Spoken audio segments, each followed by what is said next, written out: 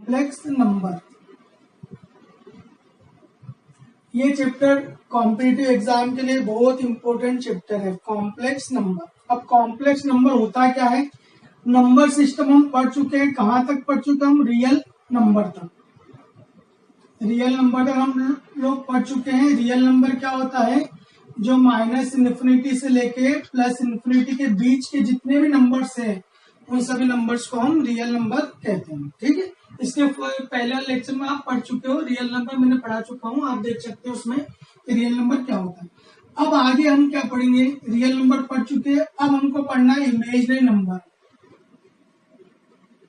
Imaginary number, देखो पहले हम पढ़ा था रियल नंबर, अब हम पढ़ेंगे इमेज नंबर। तो ये कॉम्प्लेक्स नंबर के अंदर हमें इन दोनों नंबर का यूज करना है। हम कुछ रियल नंबर लेंगे, एक इमेज नंबर लेंगे, दोनों का कॉम्बिनेशन करेंगे, तो जो नया नंबर प्राप्त होगा उस नंबर को हम क्या बोलेंगे? Complex number. कॉम्प्लेक्स नंबर का डेफिनेशन अगर कोई पूछे तो आप जनरल डेफिनेशन ही बोल सकते हो कि the combination of real number and image number is called a complex number, right. अब इमेज नंबर क्या होता है? तो देखो एक मैथमेटिशियन थे यूलर, यूलर मैथमेटिक्स सभी ने नाम सुना होगा। इन मैथमेटिशियन ने क्या करा? इक्वेशन को सॉल्व करा, x square minus 1 is equal to 0। तो उसको उन्होंने फॉर्मूला लगा दिया, अपन 1 को 1 का स्क्वायर लिख सकते हैं, तो a square minus b square का formula a minus b into a plus b is equal to 0। तो यहाँ से x की वैल्यू एक तो 1 आ जाएगी और एक आ जाएगी -1, मतलब इसका सॉल्यूशन उनको मिल गया। ठीक है, उन्होंने इस इक्वेशन को सॉल्व कर लिया। फिर उन्होंने क्या करा? इसी इक्वेशन के बीच में उन्होंने प्लस साइन लगा दिया। अब इसको उन्होंने सॉल्व करा, अब इसको सॉल्व करा तो इसको x square is equal to 1 को उधर पहुंचा दिया, तो ये -1 हो गया। फिर उन्होंने x की वैल्यू निकाली, तो यहाँ आएगा प्लस माइनस, जब भी इसके रूट लेते तो प्लस माइनस साइन आएगा और रूट ऑफ माइनस। अब इसके बाद वो रुक गए कि इसके बाद क्या सॉल्व करें। उन्होंने इसकी -1 की स्क्वायर रूट वैल्यू निकालने की बहुत ट्राई करा, बट वो एक एग्जैक्ट वैल्यू नहीं निकाल पाए। अलग अलग वैल्यू निकलती, हर बार आंसर अलग अलग मेथड से करते तो आंसर भी अलग अलग आता। उन्होंने और भी बहुत ट्राई करा बट उसको नहीं निकाल पाए, तो उन्होंने क्या करा? इस नंबर को उन्होंने इमेजिनरी नंबर मान लिया। अगर मैं आपको कुछ नाम बोलता हूँ, कोई भी एक सिटी का नाम लिया या कोई ना कंट्री का नाम लिया, उस कंट्री के बारे में आप नहीं जानते, बट आप क्या करोगे? एज्यूम करोगे, कल्पना करोगे कि हो सकता हो वो इस तरह से हो या वो वस्तु इस तरह से बनी हो, तो आप एक कल्पना करते हो जिसके बारे में नॉलेज नहीं है। तो इसी प्रकार इसके बारे में जो वैल्यू नहीं निकाल पाए तो उन्होंने क्या करा? इसको नंबर्स को क्या मान लिया? काल्पनिक संख्या मान ली, मतलब इमेजिनरी नंबर मान लिया। तो इमेजिनरी नंबर, तो इसलिए इसको बोलते हैं imaginary number, imaginary number. But ये जो मैथमेटिशियन थे इनकी लैंग्वेज थे ग्रीक लैंग्वेज। ग्रीक लैंग्वेज में इमेजिनरी को बोलते हैं, वहां के जो रहवासी जो वहां लोग रहते हैं वो इमेजिनरी को बोलते हैं। जैसे हम लोग हिंदी में क्या बोलते हैं? इमेजिनरी को हम बोलते हैं काल्पनिक, तो वहां के लोग इमेजिनरी को बोलते हैं आयोटा। तो इसका नाम उन्होंने दिया है आयोटा। अब आयोटा बनता आई से, तो इसको नोटेशन दिया है आई। तो दैट इज अपने पास इमेज नंबर प्राप्त हुई है I is equal to root of -1, इसको हम बोलते हैं इमेजिनरी नंबर। ठीक है, सभी क्लियर है इमेज नंबर क्या होता है? यूलर मैथमेटिशियन ने इमेज नंबर को बनाया था, इस तरह बनाया, मैंने आपको पूरा बता दिया। ठीक है, अब जैसे इमेज नंबर के अंदर आपके पास रियल नंबर तो मालूम है, इमेज नंबर आपको पता हो गया। अब इसके कुछ वैल्यू और निकाल के देखते हैं। अगर मैं इसमें दोनों तरफ स्क्वेयरिंग कर दूं, स्क्वेयरिंग ऑन बोथ साइड, तो आई स्क्वायर हो जाएगा, या अंडर रूट ऑफ -1 का स्क्वायर करोगे आप तो स्क्वायर से रूट हट जाता है, तो आई स्क्वायर की वैल्यू बची है -1। तो ये सेकंड फॉर्मूला हो गया। ये फर्स्ट फॉर्मूला है, आई की वैल्यू होती है रूट ऑफ -1, आई स्क्वायर की वैल्यू होगी -1। अब थर्ड फॉर्मूला निकालते हैं, आई की पावर और बढ़ाते हैं, 2 के बाद 3 ली मैंने पावर। अब 3 पावर को मैं ब्रेक कर सकता हूँ, 3 को ऐसा आई की power 2 into I to the power 1। सबको याद है बेस से में पावर ऐड हो जाती है, तो आई स्क्वायर की वैल्यू अभी निकाली हमने। आई स्क्वायर की वैल्यू क्या निकाली देखो, -1। और आई की वैल्यू हम ये पुट नहीं करेंगे, आई को हम एज इट इज रखेंगे। आई की वैल्यू हम रूट ऑफ -1 नहीं रखेंगे, रूट ऑफ -1 के प्लेस में हम क्या पुट करेंगे? आई पुट करें, तो आई को एज इट इज रखा तो इंटू करने पे आया माइनस का आई, तो हमारे पास आई क्यूब की वैल्यू आ गई माइनस का आई आ गया, राइट। अब इसी प्रकार आगे बढ़ते हम, लास्ट और है आई टू द पावर 4। अब 4 को भी ब्रेक करा मैंने, I to the power 2 into I to the power 2। I square की वैल्यू हम निकाल चुके हैं -1 इंटू -1, तो ये आई टू द पावर 4 की वैल्यू हमारे पास प्राप्त हुई है 1, तो आई टू द पावर 4 की वैल्यू होगी 1। तो हमने 4 फॉर्मूले इसमें पढ़े हैं आई के। आई इमेज नंबर है, इसको हम आयोटा भी बोलते हैं। आई के लिए √1 आई स्क्वायर -1 आई क्यूब माइनस आई होगा और आई टू द पावर 4 की वैल्यू 1, राइट। अब हम आगे बढ़ते हैं, देखो आई जो नंबर है, इमेजिनरी नंबर जो है, ये ना तो 0 है, न ही 0 से बड़ा है और न ही 0 से छोटा है। आई जो है इमेज नंबर इज नाइदर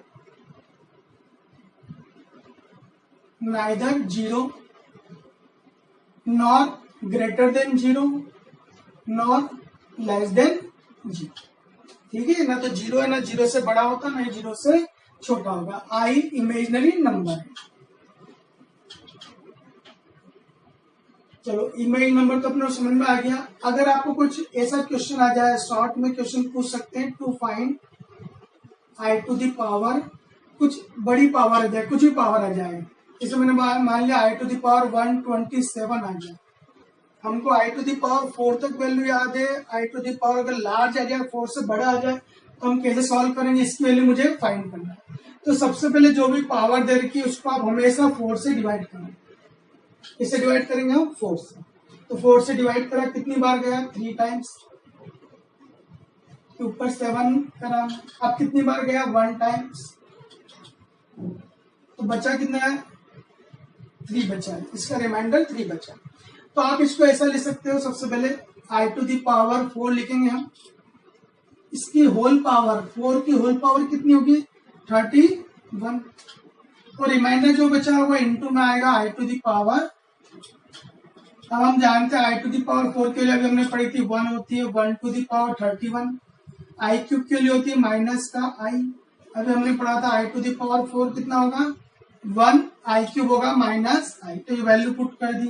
1 की पावर कितनी भी हो 1 ही होगा, इंटू माइनस आई, तो इंटू कर वैल्यू कितनी आ गई माइनस आई। तो जो आई टू द पावर 27 है उसकी वैल्यू कितनी आएगी बताओ, माइनस आई आएगी। ऐसा हम कितनी भी बड़ी पावर हो उसको हम निकाल सकते हैं।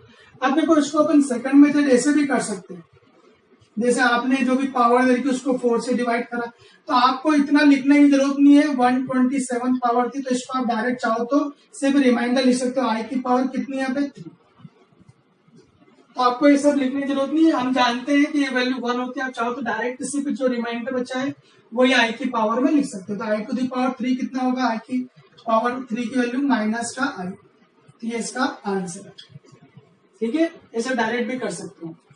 अब अगर फायदे में ऐसा क्वेश्चन आ जाए तो नेगेटिव पावर दे दी आपको आई की पावर, चलो इसी को लेते हैं अपन, आई की पावर माइनस का 127 आ गया। तो जब नेगेटिव पावर आई है तो सबसे पहले इसको पावर को पॉजिटिव बनाएंगे हम, तो इसको 1 के अपान में लिया 1 अपान आई टू द पावर 127। अब इसके बाद आपको वही मेथड लगानी है, 127 को आप किससे डिवाइड करोगे, हमेशा 4 से डिवाइड करोगे, 3 बार गया, फिर 7 आया, आपने 1 बार गया, तो रिमाइंडर बचा 3, तो आप इसमें डायरेक्ट रिमाइंडर लिख सकते हो आई टू द पावर। अब आई टू द पावर 3 की वैल्यू होती है माइनस आई क्यूब होता है माइनस आई, सब जानते हैं। अब ये माइनस को मैंने ऊपर लगा दिया, आगे लगा दिया। अब एक चीज समझने की चीज है कि जो इमेज नंबर होता है ना वो कभी भी डिनोमिनेटर में नहीं होना चाहिए। आप जब क्वेश्चन सॉल्व कर रहे हो तो लास्ट फाइनल आंसर जो भी होगा उसमें डिनोमिनेटर में आई नहीं होना चाहिए। अब यहाँ पर आई आ चुका है तो हम क्या करेंगे, इस आई को हटाएंगे। अब कैसे हटाएंगे, तो इस आई का हम रेशनलाइजेशन कर देंगे। अब ये सिर्फ सिंगल टर्म में है तो इसमें इसी का इंटू कर देंगे हम आई का, और आई से डिवाइड कर देंगे।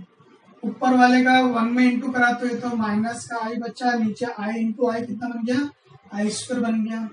आई स्क्वायर की वैल्यू हम जानते हैं -1 होती है, तो आंसर आएगा प्लस का आई। तो अगर नेगेटिव पावर है आई की पावर माइनस का 127 तो उसको पहले हम पॉजिटिव बनाएंगे, उसके बाद वही पिछले क्वेश्चन से प्रोसेस कर लेंगे, सॉल्व कर लेंगे। तो देखो हमारे पास दो नंबर प्राप्त हो चुके हैं, एक रियल नंबर और दूसरा हमने इमेजिनरी नंबर आई पढ़ चुके हैं। ठीक है, अब हम कॉम्प्लेक्स नंबर पढ़ेंगे। हमारा मेन टॉपिक क्या है 11th क्लास का है कॉम्प्लेक्स नंबर, क्लास 11। अब कॉम्प्लेक्स नंबर अभी मैंने बताया था, कॉम्प्लेक्स नंबर डेफिनेशन ये है कि आप एक तो रियल नंबर उठा लो और एक इमेजिनरी नंबर उठा लो, इमेजिनरी नंबर, इन दोनों का कॉम्बिनेशन कर दो। क्या कर दो? इन दोनों का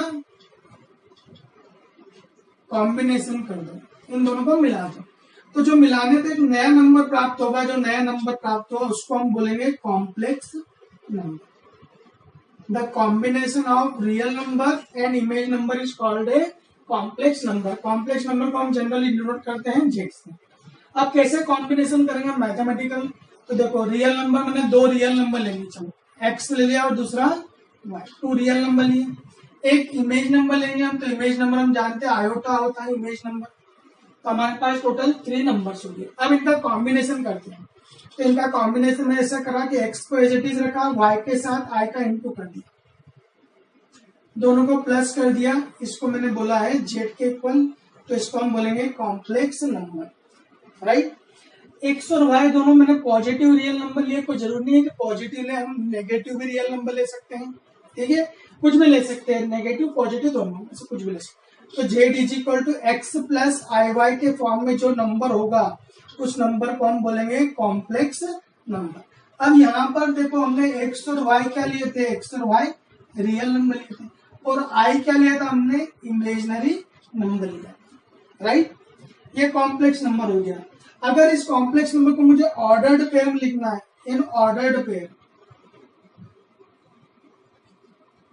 ऑर्डर्ड पेयर मतलब ज्योमेट्रिकल में कॉम्प्लेक्स नंबर जो होता है वो पॉइंट होता है। ज्योमेट्री के अंदर कॉम्प्लेक्स नंबर जो होगा ना वो एक पॉइंट होगा। अब वो पॉइंट को हम कैसे लिखते हैं, सबको याद होगा, पॉइंट को हम लिखते थे जैसे 2,3। ठीक है, ये एक्स होगा, ये वाई होगा, इसको हम एक्सिस बोलते हैं, इसको हम ऑर्डिनेट बोलते हैं। तो यहाँ पर भी क्या होगा, एक्स होगा और कॉमा वाई। तो एक्स कॉमा वाई को हम क्या बोलेंगे बताओ, कॉम्प्लेक्स नंबर है, बट ये किस फॉर्म में है, ऑर्डर्ड पेयर के फॉर्म में कॉम्प्लेक्स नंबर, राइट। अब इसको हम ज्योमेट्रिकल रिप्रेजेंटेशन कैसे करेंगे कॉम्प्लेक्स नंबर को, तो देखते हैं हम। देखो हमने अभी तक 2D पढ़ा है, ये एक्स एक्सिस है और ये कौन है बताओ, वाई एक्सिस, और ये ओरिजिन। इधर माइनस का एक्स एक्सिस चलता है, इधर माइनस का वाई एक्सिस चलेगा, ये माइनस का एक्स एक्सिस और ये माइनस का वाई एक्सिस। इस एक्स एक्सिस को मैं बोलूंगा रियल एक्सिस, रियल एक्सिस, और जो वाई एक्सिस है इसको हम बोलेंगे imaginary axis, imaginary axis, right. अब कॉम्प्लेक्स नंबर मेरे पास ये है ऑर्डर्ड पेयर, मैंने बताया था पॉइंट के फॉर्म में एक्स कॉमा, तो मैंने मान लिया कि यहाँ पर एक कॉम्प्लेक्स नंबर है जेड जिसकी वैल्यू है एक्स कॉमा वाई। अब आप लोगों ने ग्राफ पढ़ा है 10th क्लास के अंदर, अगर मैं आपसे बोल दूं कि 2,3 पॉइंट को प्लॉट करो इसके ऊपर, तो आपको मालूम है एक्स वैल्यू 2 है तो आप 1 2 लेते हैं, वाई 3 है तो 1 2 3 लेते हैं। तो जहां पर ये मिलेगा इस पॉइंट को आप बोलते थे 2,3। मतलब ये जो है डिस्टेंस, ये जो है ये कौन है, वाई है, मतलब ये 3 है, और ये जो है ये कौन है बताओ, एक्स है, मतलब ये कौन है, 2। अब इसी तरह से अगर अपने पास एक्स कॉमा वाई है तो यहां से मैंने एक परपेंडिकुलर डाला,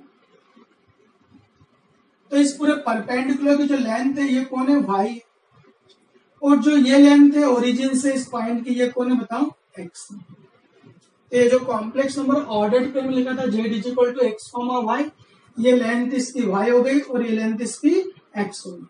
अब मैंने क्या करा, कॉम्प्लेक्स नंबर को ओरिजिन से मिला दिया, ये कॉम्प्लेक्स नंबर को मैंने किससे मिला दिया बताओ, ओरिजिन से मिला दिया, तो ये ओजेड बन गया। तो किसी भी कॉम्प्लेक्स नंबर की ओरिजिन से जो डिस्टेंस होती है उस डिस्टेंस को हम बोलते हैं modulus of complex number. Modulus of complex number को मैं डिनोट करता हूँ मॉड ऑफ जेड से, इसको हम बोलते हैं मॉडुलस। तो अपने जो नई चीज पढ़ रहे हैं तो इसके बाद वो हम पढ़ेंगे modulus of complex number, modulus of complex number. अब मॉडुलस कैसे निकालें कॉम्प्लेक्स नंबर का, आपने यहाँ से जेड की, यहाँ से हमने परपेंडिकुलर डाला रियल एक्सिस के ऊपर, तो ये कितना डिग्री का होगा बताओ? 90 डिग्री का एंगल बनेगा। अब अगर ये 90 डिग्री का एंगल है तो ये ट्रायंगल जो है राइट एंगल ट्रायंगल बन गया। और जो राइट एंगल ट्रायंगल होता है उसमें हम पाइथागोरस थ्योरम यूज कर सकते हैं। तो पाइथागोरस थ्योरम क्या बोलती है? एच का square is equal to p का स्क्वायर प्लस बी का स्क्वायर। और यहाँ पर एच कौन है? हाइपोटेनियस है अपने पास, मॉड ऑफ जेड का स्क्वायर, परपेंडिकुलर है वाई का स्क्वायर और बेस है एक्स का स्क्वायर। तो अगर मैं यहाँ पे मॉड ऑफ जेड के लिए निकालूंगा तो अंडर रूट आ जाएगा। पहले मैंने एक्स स्क्वायर लिख दिया और बाद में क्या लिख दिया मैंने? Y square. तो इसको हम बोलते हैं मॉडुलस ऑफ जेड। ये मॉडुलस ऑफ जेड, ये पॉजिटिव है इसलिए आप प्लस माइनस में लगा, प्लस से आएगा ओनली पॉजिटिव क्योंकि लेंथ है, लेंथ इज ऑलवेज पॉजिटिव। तो मॉडुलस ऑफ जेड आ गया अपने पास, ठीक है। अब दूसरा हमको पढ़ना है आर्गुमेंट, आर्गुमेंट ऑफ जेड। या इसको हम बोलते हैं आर्गुमेंट ऑफ जेड को हम डिनोट करते हैं थीटा से, और थीटा की वैल्यू होती है tan inverse y upon x, और ये कहलाता है आर्गुमेंट ऑफ जेड। जो भी ओजेड लाइन है, ओजेड लाइन, ये जो रियल एक्सिस की पॉजिटिव डायरेक्शन के साथ या एक्स एक्सिस की पॉजिटिव डायरेक्शन का जो एंगल बनाएगा उस एंगल को हम बोलते हैं आर्गुमेंट ऑफ जेड, ठीक है। आर्गुमेंट ऑफ जेड क्या होगा कि जो भी ओजेड लाइन है ये रियल एक्सिस के साथ पॉजिटिव डायरेक्शन, एक्स एक्सिस की पॉजिटिव डायरेक्शन जो एंगल बनाएगी उस एंगल को हम बोलेंगे आर्गुमेंट ऑफ जेड। अब ये आर्गुमेंट ऑफ जेड भी दो टाइप के होंगे, एक होगा प्रिंसिपल आर्गुमेंट और दूसरा होगा जनरल आर्गुमेंट। पहला होगा प्रिंसिपल आर्गुमेंट, दूसरा होगा जनरल आर्गुमेंट। अब हम पहले प्रिंसिपल आर्गुमेंट पढ़ते हैं।